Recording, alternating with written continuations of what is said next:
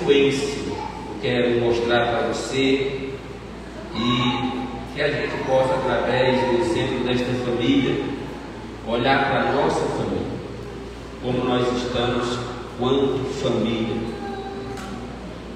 Eu vi uma cena esses dias, uma cena de, acho que é, não sei se é série, seriado, não sei como chama, aquele Pequeno Sheldon. Quem já assistiu? Uma vez eu assisti aquele Pequeno Sheldon, eu vi, né, no Facebook, ele num culto, não sei se é culto ou se é missa, acho que é culto, e o pastor dele falava alguma coisa e caiu na besteira de fazer uma pergunta, e ele se levantou para responder, ateu, nesse mundo ele era ateu, e me chamou a atenção. Eu fui ver aquele episódio para me ver, aí eu passei a assistir algumas cenas dele, alguns episódios dele, depois eu achei chato, abandonei. Mas passou e ele cresceu, virou o jovem Sheldon. Aí hoje, nesses dias, eu vi uma cena de novo. A minha filha tinha até falado a respeito dessa cena, mas eu não tinha ficado curioso. Mas eu vi no Facebook a cena do dia que o pai dele morre. E a cena que passou me deixou curioso, porque eu já tenho uma ideia de como é que ele pensa. E eu observei na cena que o pai dele sai de manhã, fala com todo mundo, e a todo mundo de uma certa forma fala com ele. E o pai dele sai mais um dia para o trabalho. Só que naquele dia não vem mais o pai dele, vem a notícia que o pai dele morreu. É curioso de que ele dizendo como ele vai reagir a isso, porque a cena do Facebook não mostrava. Então eu me interessei de assistir o episódio. Ontem eu pesquisei o episódio, e encontrei o episódio do dia que o pai do Sheldon morre. Eu chorei muito, eu meditei muito, eu vi a cena várias vezes, porque é uma realidade muito dura, mas é uma realidade que todos nós um dia vamos passar.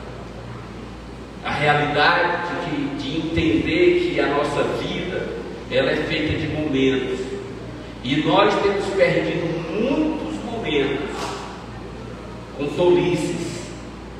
Muitos momentos nós estamos perdendo por dureza de coração. Então, um culto como hoje, que fala de família, eu quero mostrar esta família para vocês e trazer uma reflexão de que você valorize a sua família, porque uma hora dessas alguém sobe o monte e não desce mais.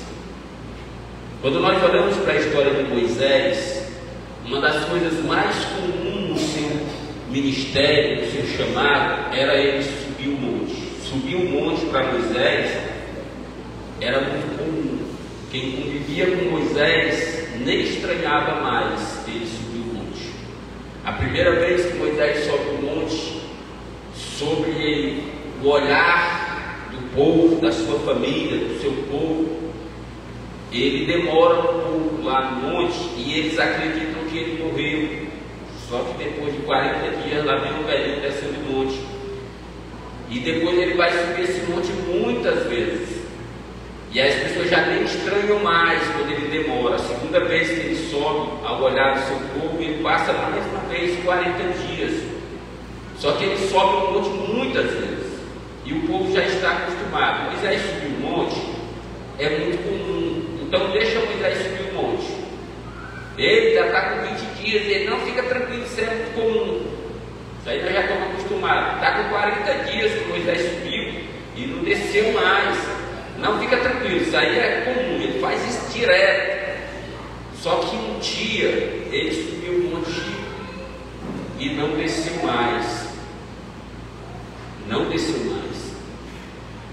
E aí, como ninguém sabia o paradeiro, Deus foi e veio dizer: ele, meu servo Moisés, é morto. E se você ler aqui o contexto, Deus mesmo enterrou ele por lá. Ninguém nunca soube onde ele foi enterrado, ninguém sabe. Se você ler a sua Bíblia, você vai ver que o diabo lutou pelo corpo dele. A gente sabe disso, que as informações estão aqui. Mas eu quero chamar a sua atenção para o povo dele. O povo que era acostumado que Moisés subiu o monte e desceu o monte. O povo que era acostumado a saber que Moisés ele subia subia, mas ele descia. E isso era tão habitual que ninguém estranhava, que ninguém observava. Moisés subiu o monte, subiu o monte mais uma vez, já que ele desce. Só que chegou um dia que ele subiu e não desceu mais. Eu quero chamar a sua atenção hoje que um dia você vai subir o monte e não vai mais descer. Que um dia essa pessoa que você ama tanto vai subir o monte e não vai mais descer. O que você precisa refletir comigo hoje é: qual foi o seu comportamento antes dele subir o monte? Qual foi o seu comportamento antes de você subir o monte? Quando você subir e não descer mais. Porque o texto que eu fiz questão de ler para você é para mostrar que Moisés subia monte. E depois eu vi um texto para mostrar que teve um dia que ele não desceu. Mas quando ele não desceu, a ordem de Deus foi: agora vocês que estão vivos, vocês que estão no pé do monte, vão viver a vida de vocês. O que o texto está dizendo para nós é que Moisés ele vivia uma bela vida, 120 anos, e o texto aqui vai dizer que ele morreu sem ter vista ruim, sem ter cansaço físico. Ele morreu com todo vigor, porque na verdade ele foi recolhido pelo Senhor. Ele ainda poderia viver muito mais. Ele não era um velhinho sedentário, não. Para ter uma ideia, ele subia o monte Sinai. Se você for olhar a altitude do Monte Sinai, se você quiser ter só uma ideia, vai na frente ali da tua igreja e olha para aquele adesivo e vê o tamanho das pessoinhas lá fora, e vê o tamanho do monte. Ele era um velhinho de 80 anos quando ele começou a subir aquele monte, e até os 120 anos ele subia de boa. Coitado que mim aos 43 precisasse subir o Monte Sinai, eu ia sofrer um bocado. Olha lá se não desse um espiripaco no meio do caminho. Mas o cara estava enxuto. Mas chegou um dia que ele subiu e não desceu. E o que foi que Deus disse para quem ficou? Continue vivendo, vão conquistar a terra de vocês. Resumindo tudo, um dia você vai morrer. Um dia essa pessoa que está do seu lado vai morrer.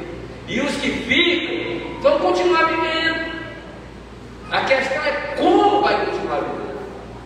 De repente você pode se encontrar com um jovem Sheldon, e eu aconselho você a assistir essa cena, que viu o pai dele saindo e não deu uma palavra para ele. Não disse eu te amo, não disse bom dia, não disse bom trabalho. Por quê? Porque era só mais um dia de trabalho. Ele vai trabalhar e de tarde ele vai voltar. Só que naquele dia ele foi trabalhar e não voltou. Voltou a notícia que ele infartou. E aí o jovem Sheldon engoliu seco e não sabia reagir. Aí ele começou a tratar dentro dele que ele poderia ter feito. Ele poderia ter dito, na hora que o pai dele virou a porta e ia sair, ele: pai, oi, bom dia. Mas ele não fez isso. Aí ele pensou de novo, a mesma cena. Quando o pai dele ia sair, ele: pai, bom trabalho. Mas ele também não fez isso. Aí ele pensou de novo, o pai dele ia sair, ele: pai, eu sim, meu filho, eu te amo. Mas ele também não fez isso. E detalhe, o pai dele não desce mais o monte para ele dizer isso. O pai dele não volta mais para ele dar o abraço que ele poderia ter dado. O pai dele não volta mais para ele abraçar, para ele beijar, para ele dizer que ama, que ele poderia ter feito. Eu quero que você reflita nesta noite quantas oportunidades você está tendo de ser feliz e você está perdendo às vezes com briguinha boba. Quantas oportunidades você está tendo de abraçar, de beijar, de sorrir, de dar gargalhadas, e você está trocando isso por momentos de rancor, de ódio, de raiva, de ira. Cuidado, qualquer hora dessa, alguém sobe um monte e não volta mais. E talvez você vá penar muito na sua caminhada, pensando: por que não fiz? Por que não disse? Por que não fui? E é isso que eu quero chamar a sua atenção nesta noite para nós refletirmos. Porque não existe família perfeita, querido. Quando nós olhamos para a história de Moisés, nós vamos encontrar um homem bem sucedido. Ele tinha uma esposa por nome Zípora, ou Zípora. Ele tinha 2 filhos, o nome de um era Eliezer e o nome de outro era Gesso. Uma família boa, bonita. Ele tinha uma irmã que era profetisa Miriam. Ele tinha um irmão que ele teve a honra de consagrar sumo sacerdote. Ele teve 4 sobrinhos que ele teve a honra de consagrar sacerdotes. Agora, pai, diz que família, que coisa linda. Tinha 2 filhos saudáveis, tinha uma esposa parceira, tinha uma irmã profetisa, tinha um irmão sacerdote, tinha sobrinhos sacerdotes. Que família influente! Dá para nós estar no quadro e dizer: que família perfeita! Hoje que está no quadro é a família do irmão Wagner. Eu não foi para o quadro, o próximo domingo é ele, o próximo culto é o senhor de novo. Então a família é muito linda. Não sei se é muito agitada. A grande família, né? Que é a família é muito linda e também muito agitada. Não, isso aí é sinal de paz, né? Mas uma linda família. Agora olha, vamos pegar a família de Moisés. A irmã Miriam do lado, a esposa do outro, o irmão Arão do lado, os filhos do lado dele, os sobrinhos, né? Itamar, Eleazar, Nadab, Abiú. Pense numa família linda. Vamos botar no quadro para dizer: essa é a família. E se a família de Moisés não é para ter defeito, se a família de Moisés é tudo, pense numa família que anda nos trilhos, porque tem gente que acha que família é coisa perfeita. Entra na história dele. Entra na história dele e já vai encontrar que os filhos não quiseram prestar para nada, não se destacaram em nada. Filhos de Moisés. Pergunta para mim qual é a função deles. Sei lá. Para tu saber o nome dos filhos de Moisés, tu tem que ser bom, tu tem que ler Bíblia e ter atenção, senão tu nem sabe o nome dos filhos dele.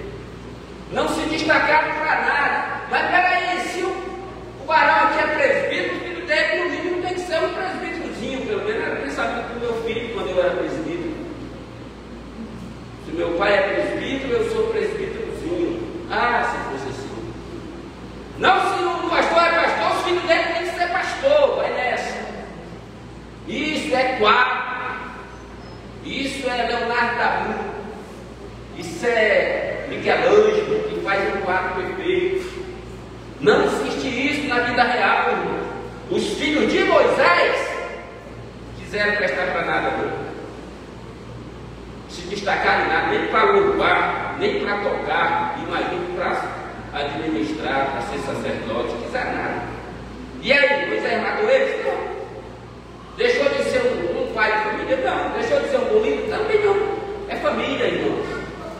Talvez os seus filhos não queiram seguir os seus passos, e isso não faz você uma pessoa menosprezada ou desprezada. Não.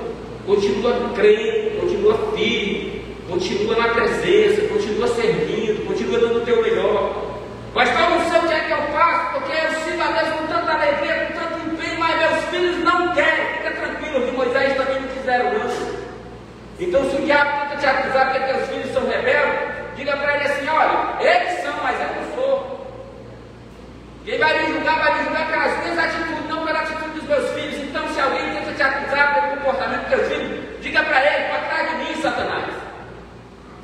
Não se deixe se magoar porque os seus filhos não querem seguir os passos que você está trilhando.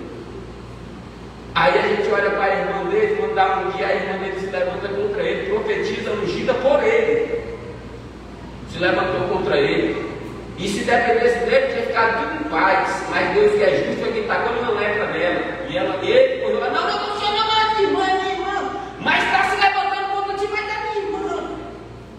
E Deus foi lá e curou ela da lepra por causa do amor dele. Agora imagine você, ele consagrou ela, profetiza, e aí ele se levanta contra ele, na família de Moisés. Arão, ele disse: eu confio em tu,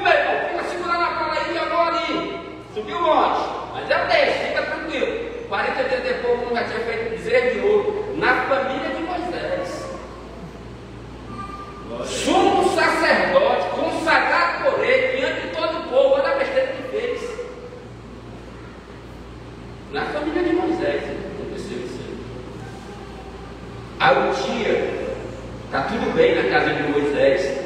Miriam profetiza, Arão, sumo sacerdote, Nadab, Abiú, Eleazar, Tamar, sacerdote do Senhor.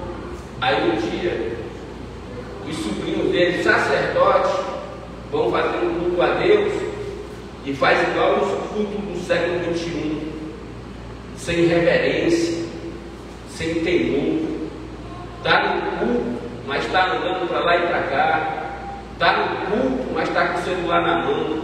Está no culto, mas não reverencia o ambiente. Está no culto, mas não entende que está aqui por causa de Deus. Aí quando chega lá, sabe o que é que acontece? Deus toca fogo nos dois. Família de Moisés. Mas espera aí, meus filhos estão na igreja. Como é que aconteceu isso com eles? Um sinistro desse. Moisés vai embora. Arão desiste. O quê? A vida séria, queridão. Você não pode desistir, não. Eu quero te dizer que se acontece alguma coisa de ruim na tua família, culpa não é de Deus, não. E não é porque aconteceu que tu agora vai perder a fé, não. Família de Moisés. 2 filhos sacerdotes. Sobrinhos sacerdotes. Sabe o que Deus disse para Arão? Nem chora por eles. Se ele olhou para Moisés, Deus falou: peraí, mas pode acontecer isso na família de Moisés? São crentes, são uma família exemplar. Como é que morre 2 assim? Como é que Deus permite isso? Deus não só permitiu como fulminou. Família de Moisés. Matou Nadab e Abiú. Aí os outros 2 olhou e sonhei. Cuidado com o fogo que tu vai botar, hein? Porque Deus não perdoa, não. Família de Moisés, olha que família linda. Aí às vezes a gente fica perguntando: como é que está a nossa família? Porque às vezes a gente quer que a nossa família seja perfeita. Às vezes a gente quer que os nossos filhos sejam perfeitos. Às vezes a gente quer ser perfeito. Não existe ninguém perfeito, não, queridão. O que nós precisamos é aprender a lidar com cada situação. Se na família de Moisés aconteceu tudo isso, imagine na sua. Pastor, eu tentei de todo jeito, criei meu filho, não sei onde eu errei. Você não errou, não, é ele que não tinha prestado mesmo. E a consequência vai cair em cima dele. Quando Deus mandou fogo, matou Nadab e Abiú. Eleazar e Tamar estão livres. Arão estão livres. Miriam está livre. Moisés está livre. Por quê? Porque quem pegou foi eles. E se eles pegaram, as consequências vêm sobre ele. A gente tem que colocar uma coisa no nosso coração, queridão. A nossa família vai ter defeito. Uma certa vez a gente foi dar uma olhada na nossa família, que é muito grande, e caçar o que é que tinha na nossa família, achando de tudo que não presta dentro da nossa família. Graças a Deus também tem muita gente boa. Também tem muita gente boa. Isso é família. Família, quanto mais cresce, mais coisa aparece. Vai aparecendo, vai multiplicando, o negócio vai pegando. Agora vamos olhar para essa família como um líder. Moisés se levanta como um líder de Israel. Não é só da família dele. A família você já viu tanto que abacaxi que deu. Mas vamos olhar para essa família como líder. O próprio Miriam se levantou mais varão contra ele. Dentro de casa. Depois deu um cara por nome Corás, Datã, Abirão. Homens que ele levantou da liderança. Líder de família. Aí os infeliz se levanta contra ele. Não, se Deus fala contigo, fala com nós também. Olha aí, isso é família da fé. Vai ter, irmão. Vai ter. Vai ter essas coisas. Vão se levantar contra você, vão duvidar de você, vão falar mal de você. E aí, o que é que tu faz? Desiste? Vai embora? Vai não. Isso é normal no meio do povo. Isso é comum no meio do povo. Você tem que saber quem você é e para onde você está indo. Aí Moisés permanece firme, permanece forte. Deus vem, abre a boca da terra e engole essa moçada toda. Pode se você tiver compromisso com Deus, se você estiver na posição servindo ao Senhor, dentro da sua casa, quem se levanta vai partindo e você vai ficando. Se você está na igreja servindo ao Senhor com alegria, você já viu o departamento montar e desmontar várias vezes. Se você está vindo, você continua lá, mas Deus faz questão de tirar todo o empecilho do meio da família cristã, do meio da família da fé. É só você estar firme. Eu já vi muita coisa acontecendo e olha, eu sou um menino nessa caminhada. Mas eu já vi muita gente que se levanta achando que é, achando que pode. Poucos dias depois, cadê? Sumiu. Os que não sobem o monte, pegam o deserto, vão embora. Mas Deus é dono da obra, querido. Deus é dono da situação. Ninguém tapeia a Deus, ninguém burro no sistema que Deus determinou. Ninguém! Então você coloca uma coisa no seu coração. Em questão de família, seja a sua família, seja a família da fé, vai ter problema. Tem problema. O defeito não está no que você fez ou deixou de fazer. É questão de sistema mesmo. A questão, queridão, é como você está. Como é que você está? Pense nisso. Como é que está dentro da sua casa? Reflita comigo hoje, é só uma reflexão. Reflita como é que é o seu comportamento, como é que é as suas ações, como é que são as suas reações. Pastor, minha família, eu não falo com ninguém, eu mantenho a distância. Cuidado com isso.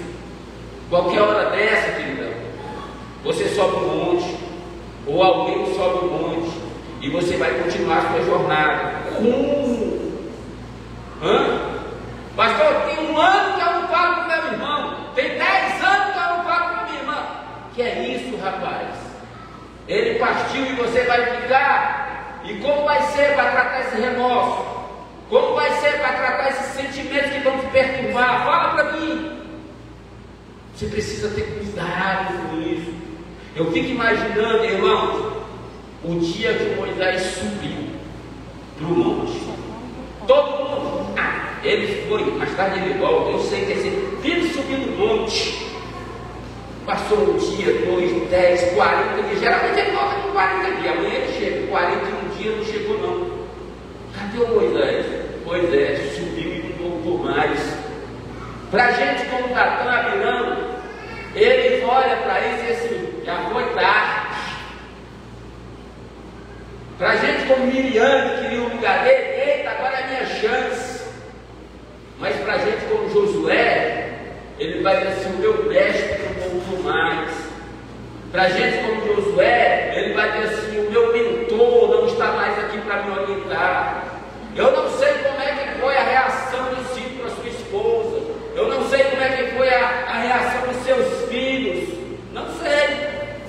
A Bíblia não vai falar nada disso.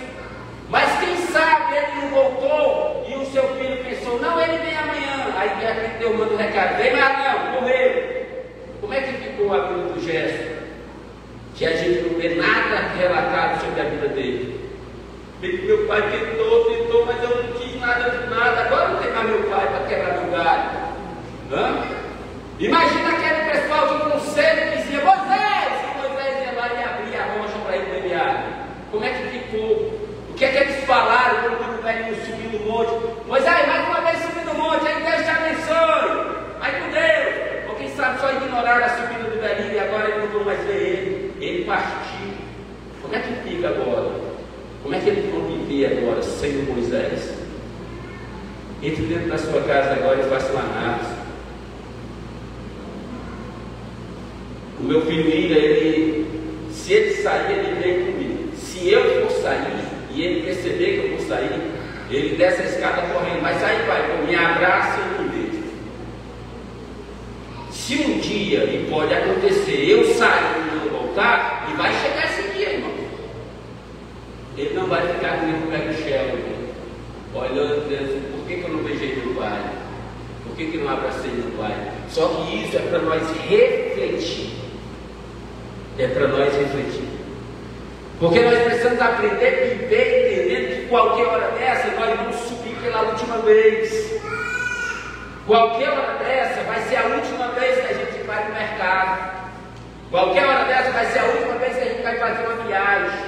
Qualquer hora dessa vai ser a última vez que alguém nosso vai fazer isso. E a questão é como é que nós estamos lidando. Eu conversava com uma irmã nossa, ela não era aqui da congregação, mas era do nosso ministério. E nós estávamos brincando. Eu relatei um fato que aconteceu com a gente uma certa vez. Nós viajamos para a Conferência Nacional, foi eu, pastor Augusto, pastor Abraão, pastor Fernandes, pastor Jonas, pastor Abequion. Fomos para a Conferência Nacional todos no mesmo avião. Foi muito maravilhosa aquela viagem. Juntos, né, brincando, conversando e tal. Só que quando a gente chegou lá, um dos nossos pastores olhou e falou: vocês não podem fazer isso não. Eu não achava que ele estava brincando, mas ele estava falando sério. Ele se imagina se esse avião cai e acabava com a igreja no Amazonas. Os pastores todos dentro do mesmo avião. Eu achei que era brincadeira, mas depois de pensar, ele tem muita razão. Nós vivemos a nossa vida como se a gente fosse infinito, irmão. Se de fato aquele avião cai, já era, os pastores morriam tudo no mesmo dia. Como é que ficava a igreja? Imagina a cena da igreja recebendo os corpos dos seus pastores para velar todo no mesmo dia. Ninguém pensa nisso não, irmão. Ninguém nem acredita numa hipótese dessa. Mas acredito que vai chegar um dia que eu vou subir um monte e não vou mais descer. Quando vai ser? Espero que demore. Mas eu tenho que entender que isso não está marcado, não tem data, não é um script não, irmão. É um dia que ninguém sabe quando é. Aí eu pensando nisso, eu tenho que parar e pensar: como é que eu estou vivendo com os meus filhos? No dia que eu partir, subir um monte, os meus filhos vão continuar pela lógica da vida. É isso, não é a regra, é a lógica. Como é que os meus filhos vão lembrar de mim, que não desci mais um monte? Como é que os meus filhos vão continuar a jornada dele? Como é que a minha esposa, se ficar e eu vou primeiro, como é que ela fica? Ela sabe as minhas senhas, ela sabe quanto eu tenho no banco, ela sabe quanto eu estou devendo que vai ficar para ela pagar? Ela sabe de alguma coisa? Porque a gente vive como se a gente fosse eterno. Acorde, meu filho. Faça a sua família saber quem você é. Ei, se entroca com a tua família. Fala com teu pai os teus sonhos, fala com teu pai os teus projetos, fala com teu pai o que tu quer. Esse dia eu brinquei. Uma pessoa nossa falou que já está projetado que quando partir vai ser cremado, vai ser colocado a cinza num jarro. Eu até brinquei: vai virar exposição na mesa? Não, vai ser na estante. E aí? Eu tenho que falar para minha esposa: amor, se eu partir primeiro, eu quero ser enterrado lá em General Sampaio. E agora? Espero que quando eu morrer eu esteja lá pelo Ceará, para ficar mais fácil a missão dela. Porque é lá onde meu pai está sepultado. Meu desejo é ser enterrado lá, se possível na tumba dele. E se eu morrer lá para São Paulo, lá pelo Rio, aqui no Amazonas, para fazer isso, não vai ficar difícil? Mas pelo menos ela sabe. E se não sabia, fica sabendo agora. Mas o correto é: viva a sua vida consciente de que qualquer hora dessa você vai subir um monte.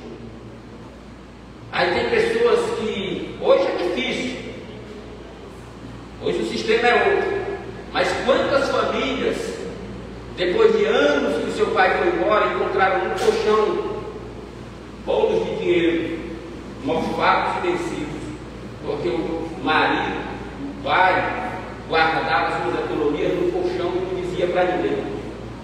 Aí a mulher ficou com dívidas, com adversidades, com dificuldades, o dinheiro se estragou, porque o marido não dialogou, não falou. Hoje é senhas, é contas, é cofrinhos separados, é isso. Tem, mas ninguém sabe. Aí sobe um monte, fica lá em cima do monte, e a esposa passando pendências, e o dinheiro vai ficar para o governo, porque ninguém vai ter acesso, porque ninguém sabe. E aí? Parou para pensar nisso? Parou? Não, pense nisso. Pense como é que está a sua família. Eu fui em um velório outro dia, já faz um tempo. O pai do nosso diácono Renan morreu. E eu fui lá levar minhas condolências a ele. e fiquei observando um painel. Enquanto nós velávamos ele, no painel tinha ele com seus filhos na cachoeira, tinha ele com seus filhos em trilhas, tinha ele com seus filhos em beira de rios, tinha ele com seus filhos comendo churrasco, tinha ele, tá aí um camarada que soube fazer a vida antes de subir o monte. Vai, pensa, meu queridão, no dia que você partir, quais são as lembranças que vão ficar, se você não se preocupa de fazer momentos, se você não se preocupa de viver. Eu não tenho tempo, eu não tenho tempo, eu não tenho tempo, eu não tenho tempo, aí o tempo acaba e não ficou nada de vida. Pense nisso em nome de Jesus. Pense na sua família, pense nesse momento. A vida é só uma, queridão. Esse dia eu estava meditando sobre isso. Eu vou caminhar no SESC. Aí, irmãos, tem 2 quadras de society. Se eu rebobinar a minha vida 20 anos atrás, um pouco mais, estou ficando velho. Se eu rebobinar a minha vida 25 anos atrás, se eu passar no Jorge Teixeira, me viu, correu ao meu encontro, pastor, me deu um abraço, aquela coisa, vamos brincar um pouquinho mais nós, olha aí, para só de olhar para o campo eu já estou cansado. A vida passa, meu querido, e passa rápido. Tem coisas que você faz hoje e você não faz mais. E eu não me arrependo porque não era esses craques de bola não era não. Mas não comprava chuteira não para jogar. Joguei em time de base e acredito, parece mentira, mas eles disputavam para me levar para o time dele. Comprava minha chuteira, comprava meu leão, por quê? Porque de uma certa forma fazia bonito ali no campo. Eu era um meia ofensivo. Gostava de jogar com a 10. 10 é coisa de craque. Não era craque não, mas gostava que eles me davam e eu jogava com ela. Hoje, não me ilude mais. Por quê? Barriga grande, cansaço. Mas aí eu não me entristeço porque eu vivi isso. Está aqui na lembrança. Quando eu vou lá com meu pai, eu passo num lugar chamado Cerquinha. Tem um campo lá. Já passei lá de moto com a minha esposa. Aí eu digo para ela, firmou com essa trave, firmou naquela trave. Vivi, está na lembrança. Quando eu estiver velhinho, sentado na cadeira antes de subir para o monte, eu vou estar pensando no que eu vivi. Viva a sua vida. Ame a sua família. Respeite a sua esposa. Honre o seu esposo. Porque isso é a nossa vida, rapaz. Imagina você brigando, discutindo, xingando um ao outro. Aí um pega a moto e sai e vai ali na farmácia, e sai e vai ali pegar o menino no colégio, e dessa trajetória sobe um monte. Aí chega o inverno, chega ele voltando com raiva, chega a notícia, morreu. Como é que fica seu coração para continuar essa jornada? Fala para mim. Pensa nisso. Ah, pastor, porque tanta coisa ruim lá em casa, na família de Moisés também era, mas eles viviam em paz e boa velhice. Aprenda a contornar os problemas e a amar quem você de fato ama. Você já viu uma coisa? Quem não passou por isso? Quem não passou por isso? Vamos fazer um piquenique, né? Eu estou devendo um piquenique para meu filho até hoje. Eu nunca fomos esse piquenique. Ele cresceu, né? Está barbudo e nós não fizemos esse piquenique. Vamos pensar em fazer esse piquenique logo para não ficar devendo. Mas a gente não tem tempo de piquenique com a família. A gente não tem tempo para viajar com a família. Não tem dinheiro para nada. Porque é conta, é isso, é aquilo. A gente não tem. Mas você já observou que quando um adoece, a gente encontra tudo isso. A gente sabe lidar com a adversidade. A gente não sabe lidar com a felicidade. Você não tem dinheiro para dar um presente para o filho, mas o filho adoece, você consegue dinheiro para tudo. Você vende tudo que tem e até o que não tem para lidar com a doença. Já observou isso? Você já observou que você não pode deixar de trabalhar um dia para dar assistência ao seu filho? Mas se ele adoecer, você perde um mês de trabalho e fica no hospital com ele. E você não tem dinheiro para comprar um pastel na praça com ele. Mas se ele adoecer, você arruma dinheiro para fazer até cirurgia particular. Tudo depende do momento. Nós precisamos de um sinistro para nós nos Deus está nos chamando hoje para refletirmos e dizer: viva a sua vida como se fosse o último dia. Porque pode parecer que é só mais uma vez. Não, ele já subiu várias vezes, porque o velho está vivo, está escrito. Zé Testa dizer, a vista nunca escureceu, o vigor nunca faltou, não vai dar um durão. Fica imaginando ele subindo num pico alto. Aí ele fala: o velho, mais uma vez subindo, ele cai quase tudo. Mas nesse dia ele não desceu. Então é só mais um dia que pode ir para o trabalho, pode não voltar. É só mais um dia que pode ir para o colégio, pode não voltar. É só mais um dia que pode dormir e não acordou mais. É assim, um dia, do nada, lá vai. Subiu e não voltou. Aí você pode ficar lá, repleto, pensamento, dizendo: por que eu não falei? Por que eu não fiz? Por que eu não tirei o tempo? Por quê? Ou então você pode sair daqui hoje dizendo assim: vou viver a minha vida. Porque qualquer momento ele vai e eu fico. Ou eu vou e ela fica. Pense nisso. E viva a sua vida de uma melhor forma. Pastor, tem muito problema, pastor. Bota os problemas na caixinha dos problemas. Não estou falando para você ser irresponsável. Não estou falando para você ser inconsequente. Não é isso. Eu estou falando para você aproveitar a sua vida enquanto você a tem. Porque vai chegar uma hora que você vai perder ela. E tem coisas, irmãos, que nem que tu queira, tu vai mais conseguir. Nem que tu queira. Sabe, quando eu era jovem, eu sou jovem, mas eu já fui mais jovem. Quando eu era jovem, eu tinha a seguinte ideia: eu ia para o jogo de futebol. Aí, quando eu chegava lá, tem um colega meu, amigo de bola, o nome dele chamava ele de Pão. Nunca soube o nome dele, era o Pão. Pão de bola, esses caras que tinham a perna ali até o bolo assim, o bicho era bom de bola. Aí o Pão andava assim, não sei se ele gostava de ser Romário. Aí o Lan apareceu com um filho, um lourinho, lindinho. Acho que a primeira vez que ele levou para o jogo, ele tinha uns 3 aninhos. Eu lembro disso como se fosse hoje. Naquela época eu tinha 16, 17 anos. Aí o Lan chegou com o lourinho dele. Aí botou o lourinho lá e ele chutava a bola no tipo do lourinho. Aí o lourinho pegava a bola, chutava para ele, saía achando graça. E eu disse assim: eu quero um filho bom para me levar para o fogo. Vou levar para o campo. E fiquei esperando. Meus 2 filhos, se fosse ganhar a vida com bola, ia passar fome. Nem dos 2 gostou de bola. Mas é assim, quando eles vieram para a minha vida, eu já era crente. Aí eu já não queria mais levar para a bola, queria levar para o altar. Mas aí eu louvo a Deus porque os meus 2 filhos servem a Deus comigo no altar. Então eu não tenho nenhum remorso de não ter jogado bola com meus filhos. Porque quando eles vieram fazer parte da minha vida, eu já não queria mais nada com bola.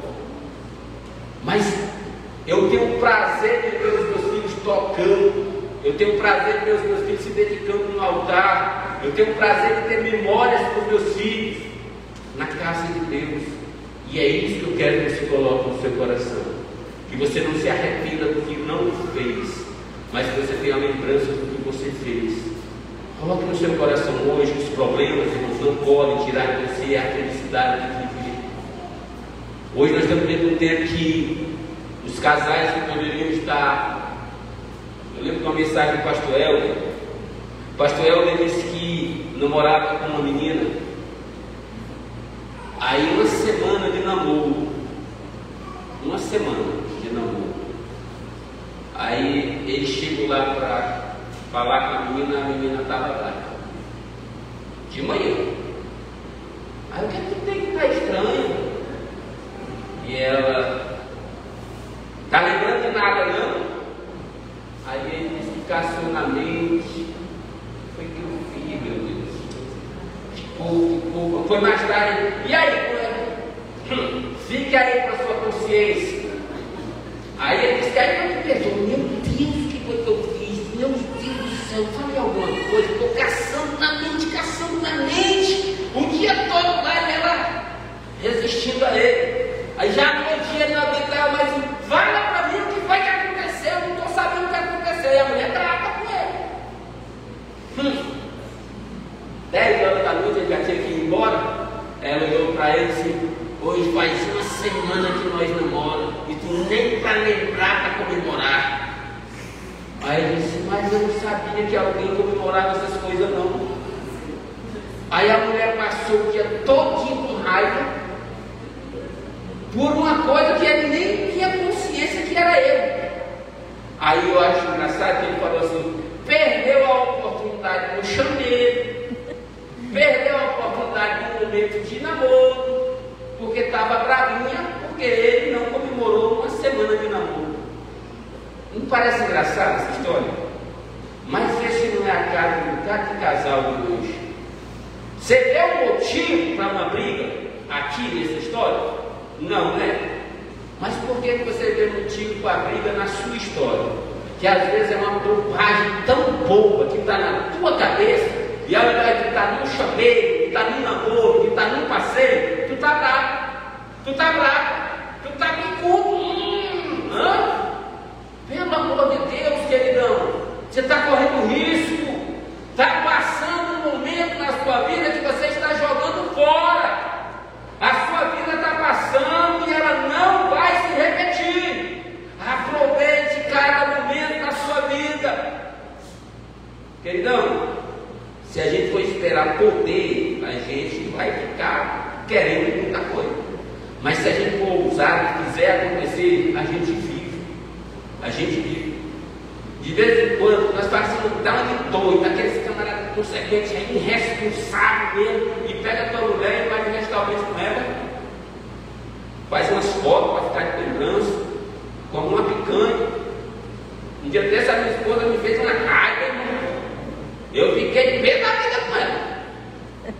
Pense numa raiva. Nós estávamos em um certo lugar aí, não vou falar que ela está gravando, a pessoa vai ver, né? Então eu vou jogar por enigmas.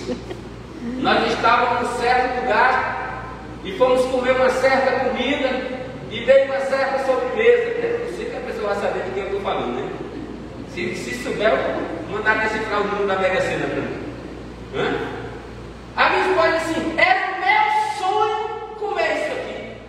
Há 20 anos morando comigo, tinha um sonho de comer uma sobremesa. Está faltando que água, porque sonho dessa categoria dá para realizar. Se dissesse o meu sonho é andar no iate e passar 7 dias no cruzeiro, ainda não dá, mas uma sobremesa dá, irmão. Para com isso. Então o nome do Senhor é Jesus. Se você tem um sonho, fala do teu sonho, que de repente, irmão, teu marido está muito doido e vai lá e resolve esse sonho facinho, facinho. Até não precisa nem passar no cartão para ver aqui. Dá para resolver. A questão é que a gente está deixando de viver momentos bons da nossa vida, porque a gente está dando muita atenção para os momentos ruins. A gente está deixando de fazer memórias para quando subir o monte, quem ficar lembrar. E a gente está, irmãos, vivendo de um jeito que a pessoa está dizendo: sobe esse monte logo, sobe logo o monte. Tem gente que está querendo se libertar. E a gente precisa viver de uma forma que no dia que a gente subir o monte, quem ficar tenha lembranças e boas lembranças. Eu brinco, mas falo muito sério com isso, irmão. Falo muito sério. É muito tendencioso o marido primeiro que a mulher, se você já observaram, é um morredorzinho só. Geralmente quando morre a mulher fica, a mulher fica vindo com uns 3, 4 vezes e não quer morrer não. E os homens vão morrer. Né? Aí o Paulo Baixo brinca muito com isso, ele diz que vai ficar com a mulher dele até que a morte separe, que de preferência a dela. Ele fala assim: eu com muita sinceridade não tenho esse desejo. Não tenho. Eu sou meio covarde nessa área. Eu prefiro morrer primeiro. Porque eu não sei como seria lidar em ficar no pé do monte e a minha esposa não descer.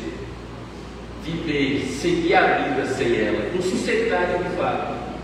Eu ainda aprendi a ter uma dependência tão grande dela, ela cuida tão bem de mim, que eu não sei como seria a vida sem ela.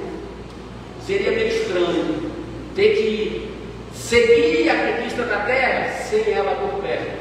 Eu fico imaginando que eu vou ficar na posição de Josué. Cadê Moisés? Cadê Moisés? Morreu! Não! Morreu, quem vai viver agora é você, meu Deus. Vai conquistar a terra, pega esse povo. É complicado, irmão, assumir algumas responsabilidades. E eu digo isso várias vezes para vocês e tenho lutado para viver isso. O meu desejo é viver a minha vida inteira ao lado dela. E para isso eu preciso fazer com que ela queira viver ao meu lado. É simples assim. De que me adianta eu querer viver com ela se eu não agir de uma forma que ela queira estar do meu lado? Ela me abandona, vai embora e o meu projeto morreu. Por quê? Porque eu não fiz por onde. Então eu preciso colocar no meu coração que eu quero ver os meus filhos casados, constituindo suas famílias, indo para as suas casas e ela ao meu lado.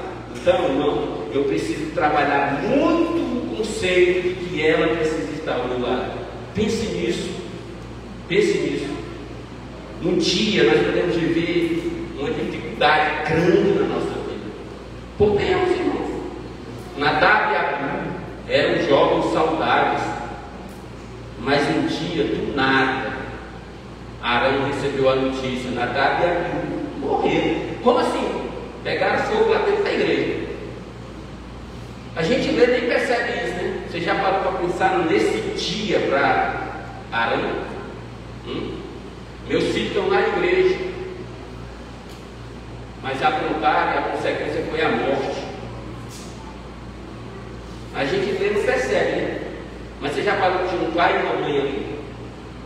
Você já parou para pensar que não foi um dia muito agradável para o sacerdote Arão ter que enterrar dois filhos? E Deus ainda diz que ele nem chora pelas coisas. A gente não para pensar nisso, né? Tem dias que são difíceis. O apóstolo Paulo diz para mim e para você categoricamente assim: estejam firmes na fé, para quando o dia mau chegar, vocês se portarem. Ele não diz se o dia mau chegar, vocês se portam. Ele diz quando o dia mau chegar, vocês se portarem. Já pararam para pensar nisso? Irmãos, como é tranquilo fazer um culto fúnebre, como eu fiz da irmã Toninha, nossa irmã Antônia, a mãe da minha irmã. Cadê ela, filha? Cadê tu, irmã? Foi lá atrás. Como é tranquilo fazer o funeral dela? Quantos anos ela tinha? 88 anos. Não sei se vocês lembram, mas ela veio para o culto. Era uma alegria ver ela aqui. Eu levava a ceia dela, ela cantava, crente. Então ela nem morreu, ela só partiu do Senhor. Como é tranquilo fazer isso? Viveu a vida dela, criou os filhos dela, viu os netos crescendo, ficou bisneto no colo, concluiu a vida, completou a carreira, guardou a fé. Aí eu disse: Senhor, recebe nos teus braços e que eu tenha muita fé para ir também, querido. Eu não desisto no meio do caminho. Mas como é difícil, irmãos. Como é difícil a gente chegar em Velório de um jovem de 21 anos de idade, com uma corda no pescoço e morrer. Como é difícil. Fale o que para a mãe nessa hora? Aí detalhe, eu não era nem pastor nesse velório. Aí o pastor chegou para mim assim: dê uma palavra aí, porque se eu for falar, talvez ele vai magoar alguém. Aí lá vai eu ter que dar uma palavra no velório de um jovem de 21 anos de idade, com a corda no pescoço e morreu. Fala agora. O que é que tu diz para essa mãe? Momento difícil, situação complicada, mas ela teve que continuar a vida dela. Teve que continuar a vida dela, porque quem subiu o monte foi ele, não foi ela. Colocou isso no seu coração? Um dia nós podemos enfrentar esses dias.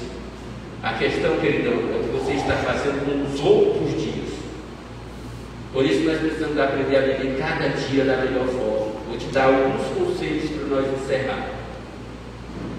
Nós vivemos a nossa vida de uma forma tão esquisita, que quando a gente faz a coisa certa, a gente assusta a família toda. Quer um exemplo?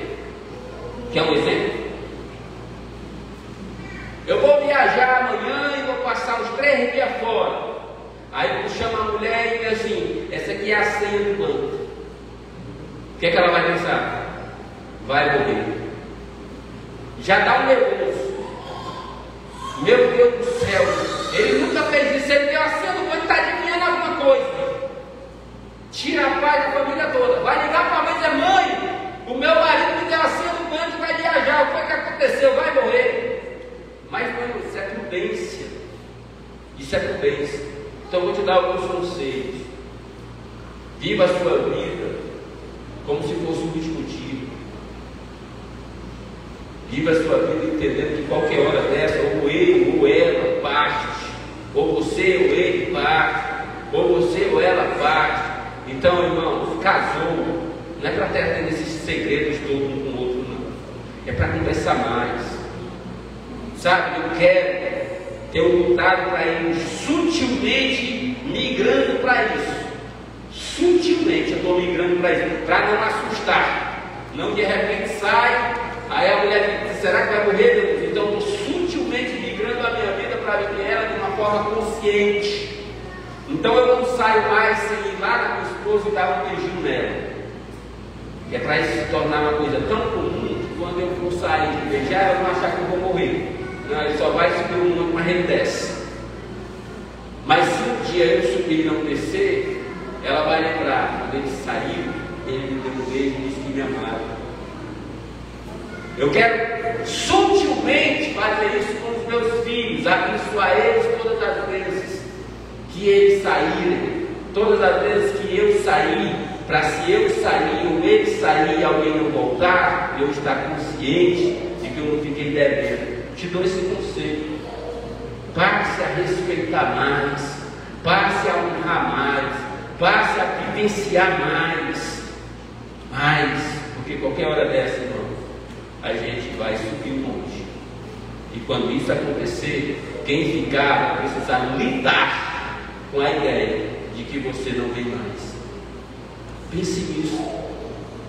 Eu estava em uma família, fazendo parte de uma família, e dois irmãos estavam discutindo muito, e eu estava presente nesse dia. Discutiram feio com dois irmãos, uma irmã e um irmão. Discutiram feio, e ele saiu para ir trabalhar, pegou a bicicleta dele e saiu para ir trabalhar. E quando ele foi saindo, ele, naquele caminho da discussão, quando ele foi saindo, ela foi na porta e gritou para ele: tomara que vá e não volte mais. 3 dias depois ele estava num caixão na sala da casa dela. Foi trabalhar e à noite, quando ia voltando, um carro que pegou e matou. Todo dia que completa ano, eu não sei como ela está agora, espero em Deus que ela tenha superado. Mas enquanto fazia parte da família e estava próximo, todo dia quando fazia 1 ano, 2 anos, 3 anos que ele tinha morrido, era um dia de depressão e choro que ninguém conseguia aguentar ela. Pela palavra que ela falou, que matava ela. Levar ela para ver o irmão dela no caixão, ninguém conseguia. E dentro do coração dela, ela achava que a palavra que ela liberou matou o irmão dela. Vai um conselho: tome cuidado com as suas palavras, porque de repente pode ser a última palavra que você vai direcionar a alguém. Cuidado com sua ira, cuidado com a sua raiva, para que você não fique lutando com um sentimento que vai te acompanhar no resto da vida. Cuidado para em momento de calor de emoção você não se despedir de alguém com ira, para que você não corra esse risco. São conselhos que eu te dou. Cuide da sua família como algo precioso, cuide da sua família como algo que tem valor, e aí você vai começar a pensar melhor no que você fala, no que você faz. Quando os problemas surgirem, ao invés dos problemas ficarem no meio, os problemas unam vocês.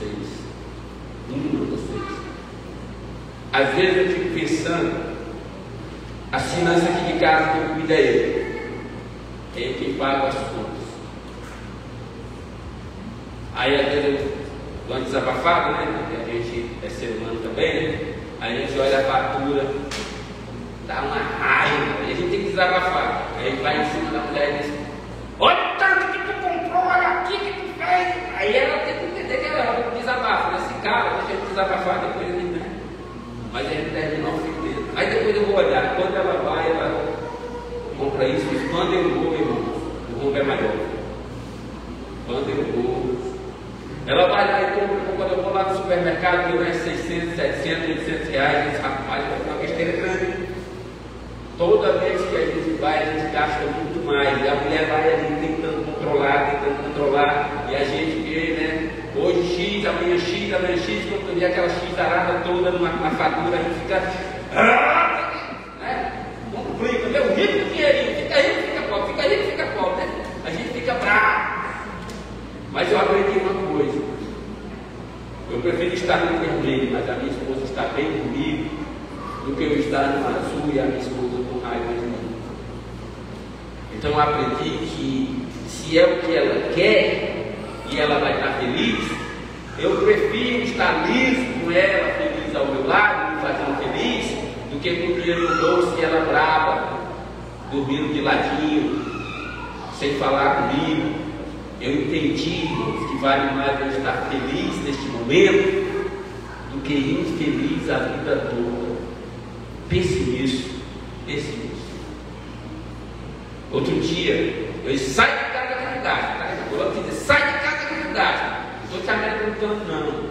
Estou te dizendo que tu vai gastar.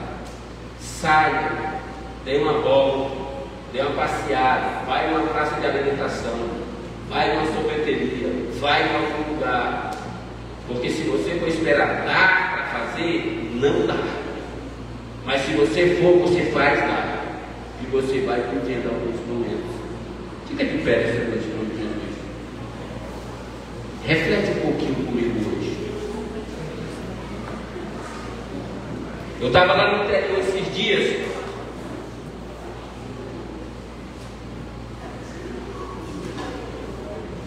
E eu falei para alguns dos meus irmãos que raramente vêm em Manaus, vivem a vida toda lá no interior, literalmente dentro da mata, interior do Amazonas, floresta amazônica.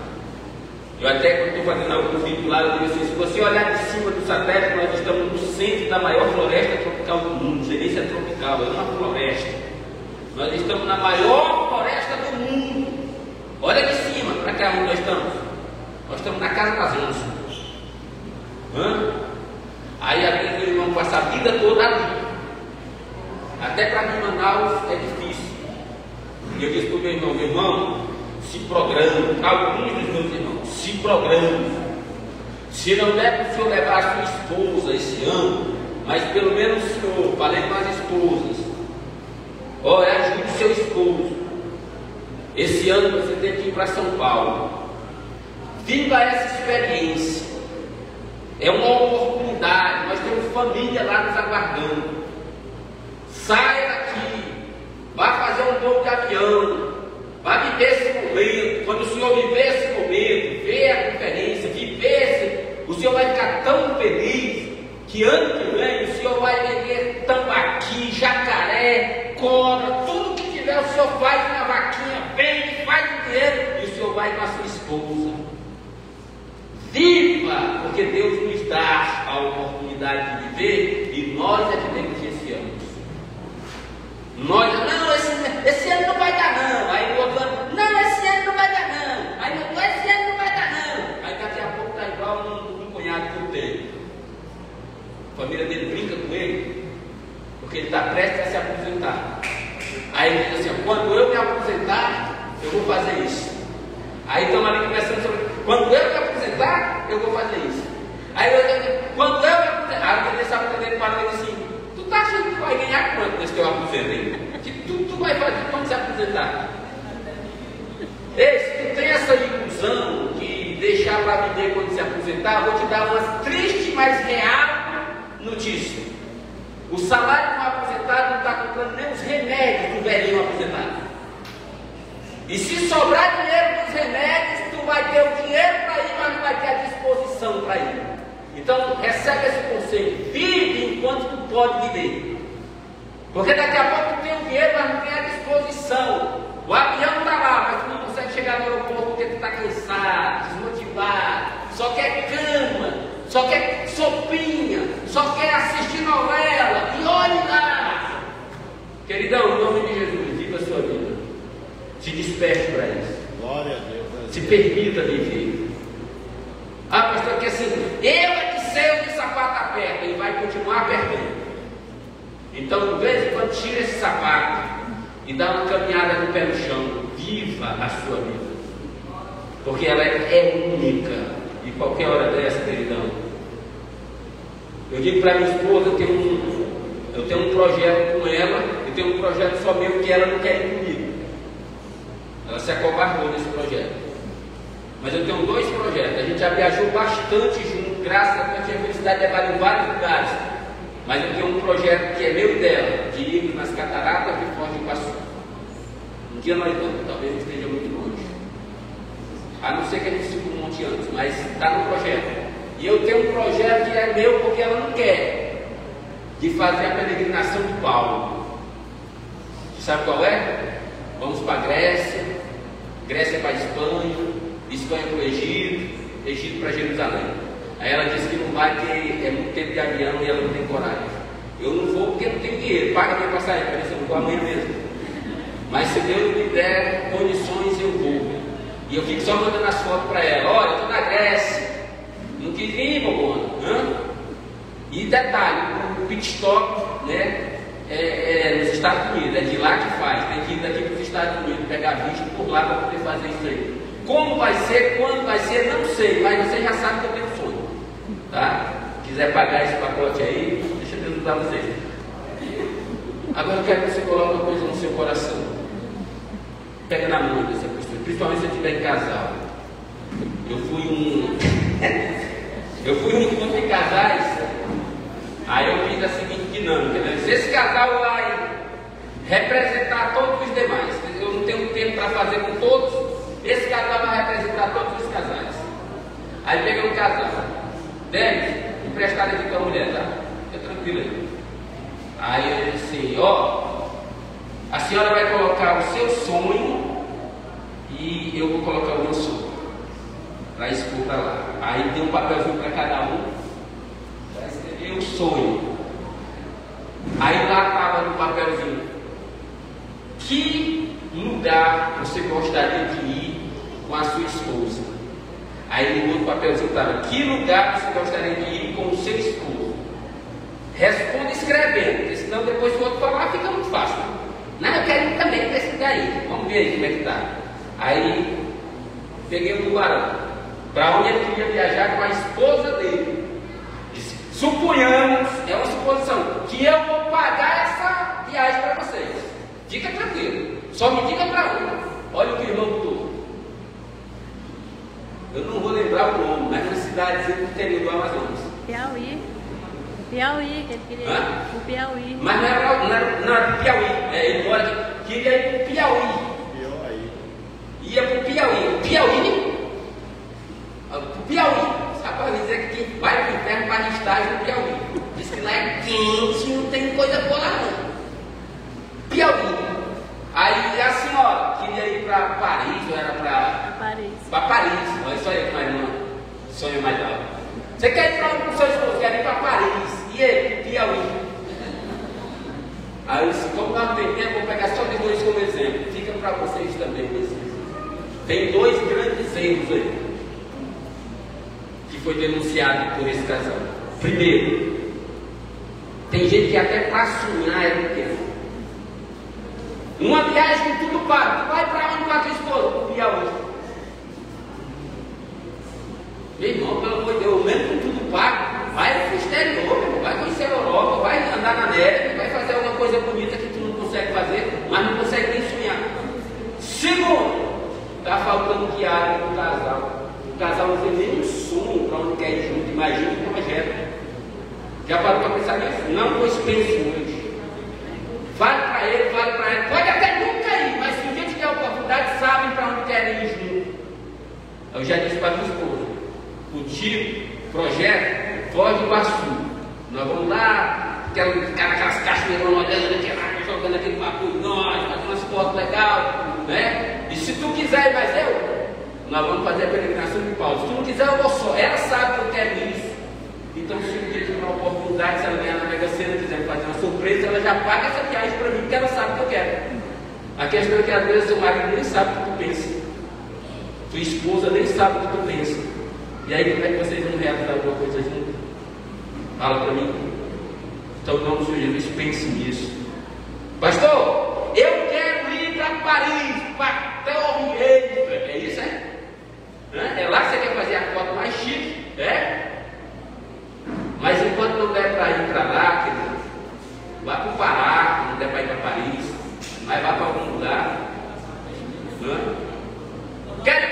Janeiro, quando a mulher vai levar uma do Rio Preto da Eva, vai vá para algum lugar, faça alguma coisa, viva de acordo com a sua realidade. Faça isso. Família é patrimônio. É patrimônio. O que você está fazendo com o seu patrimônio? Porque tem gente que só acumula, mas não usufrui. Tem gente que tem carro, tem casa, tem iate, tem dinheiro no banco, tem distância, tem prédio, tem apartamento, tem tudo. E continua morrendo, trabalhando, e juntando. E não vive o que está. Ele não vai viver. Vai viver a tua vida, tu vai morrer, vai ficar tudo com os outros. Aí tem gente que tem filho, tem filha, tem esposo, tem tudo, mas não vive com eles. Passa a vida toda ausente da família, ausente da esposa, ausente dos pais, ausente de tudo. Uma hora ele sobe um monte e tu fica sozinho para seguir tua caminhada. Em nome do Senhor Jesus, redirecione a sua vida, redirecione a sua história. Viva momentos que você possa lembrar e dizer assim: como foi bom aquele dia, como foi bom aquela viagem, como foi bom viver esse momento. Pensa nisso. Tem coisas que a gente até esquece, mas fica marcado na vida de outras pessoas. Totalmente marcado. Uma vez nós encerramos agora, eu estava conversando, eu, o pastor Bequinho, o pastor Américo. Nós estávamos em algum aeroporto da vida aí. E eu disse assim: pastor, o senhor observou uma coisa? Que o que às vezes é um acontecimento na vida de uma pessoa passou a ser uma rotina nossa, andar de avião. A gente viaja para cá, viaja para lá, está sempre viajando. A minha mãe disse que quando cai no avião, ela já liga para mim para saber se eu não estava dentro do avião. Ela era um pouco exagerada, né? Meu filho, você vive nesses aviões, quando eu vejo que caiu, eu fico muito preocupado. Calma, o meu só vai cair no dia que Deus quiser, né? Talvez nem caia, então fique tranquilo. O que é importante você entender é: faça da sua vida uma vida que seja gostosa de viver, e depende das suas atitudes. Deixa de caçar o problema, caça a solução. Você que é esposo, nós homens, eu vou botar nós, mas eu quero sair desse pacote, eu acredito que já, tá? Mas vou botar nós porque eu continuo homem, acaba mais. Nós homens somos tendenciosos, irmãos, a nos irritar com facilidade, a nos estressar por tudo e por nada. Nós homens somos tendenciosos a ser machista por natureza, é a nossa natureza. A gente quer ser bravo, a gente quer ser dominador. E nada contra, faça assim mesmo, isso é quando cada macho. Mas em nome de Jesus, pelo menos pai de seguro. Pai de seguro. Porque o homem que passa, e eu já fiz isso, hoje eu não tenho que cair mais nessa cilada não. O homem que passa uma semana, 15 dias, brigado com a mulher dentro de casa, está perdendo muito tempo na sua vida, meu filho. Mas é muito tempo mesmo. Está aqui minha esposa bem aqui, ó. Falei com ela já lá atrás. Se alguma coisa que eu fizer te incomodar, vem falar comigo. Porque se tu fizer alguma coisa que me incomoda, eu vou falar contigo. Graças a Deus, faz muito tempo que eu não durmo uma noite bravo com a minha esposa, mas muito tempo mesmo. E está aí ela. Lá atrás, quando eu comecei a tratar isso, se acontecesse alguma coisa, eu deixava o menino dormir, ficava tudo em paz, se deitava, estava ali tudo quietinho, calado. Quando ela achava que ele dormia, eu cutucava, vira aí, nós temos que tratar desse assunto aqui. Porque eu não vou dormir com raiva de ti, eu não vou passar uma semana brava, eu não vou perder por nada. E tratava do assunto. E graças a Deus eu superei isso. Vou te dar um conselho, maridão.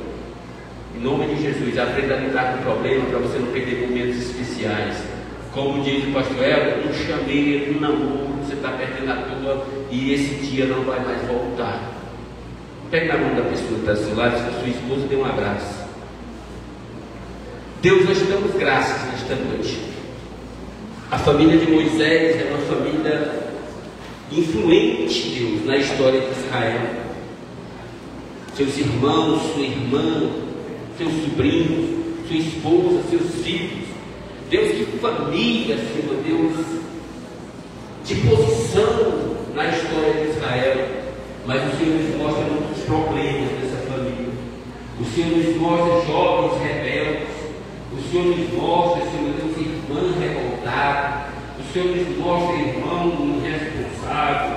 O Senhor nos mostra, Senhor meu Deus, liderança, Senhor meu Deus, urbano. O Senhor nos mostra tantas coisas.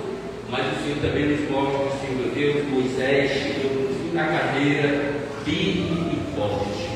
Aqui estamos, Deus, na tua presença. Aqui estão as famílias da Igreja Evangélica Apostólica do Pai do Novo Verde. Eu te peço, Deus, nos dá sabedoria para isso. Nos dá sabedoria para entendermos, Pai, que o valioso é a vida, que o valioso são os momentos vividos e que nós venhamos, meu Deus, lidar com os nossos problemas na caixa dos problemas.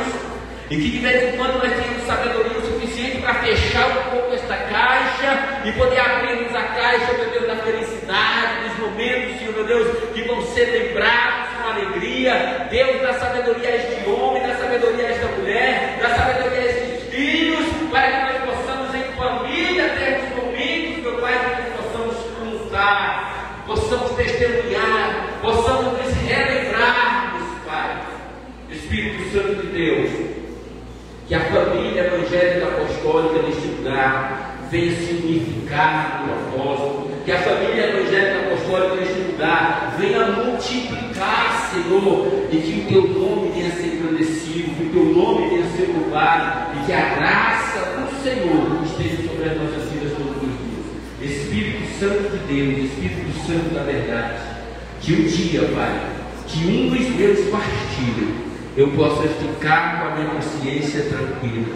Se um dia, Deus, quando eu partir, os meus possam ficar com a consciência tranquila. Espírito Santo de Deus, eu te peço sobre a vida dessas famílias aqui presentes, que estes pais, que estas mães, que estes filhos estejam conscientes, Pai, que um dia desses, qualquer hora dessas, nós podemos partir, mas que aqueles que vão ficar, possam ficar com seus corações em paz. Assim, Deus nos dá sabedoria para agirmos, nos dá sabedoria para reagirmos, para que nós possamos viver de uma forma que te agrade e de uma forma que tenhamos felicidade no viver. Pai Santo, Pai amado, que a graça do Senhor Jesus, a misericórdia do Senhor esteja sobre as nossas vidas todos os dias. Em nome do Senhor Jesus, eu profetizo paz, eu profetizo, Senhor meu Deus, em nossas vidas, na vida destas famílias, Senhor, prosperidade. Prosperidade na área financeira, prosperidade na área espiritual, prosperidade, Senhor Deus, nas suas vidas conjugais, prosperidade nas suas vidas familiares. É o que eu te peço, Deus, em nome de Jesus, e profetizo sobre cada um, em nome de Jesus. Que a graça do nosso Senhor Jesus Cristo, o amor de Deus, a comunhão e as doces consolações do Espírito Santo estejam com todos digam amém. Aplauda bem forte ao Senhor, louvado seja Deus.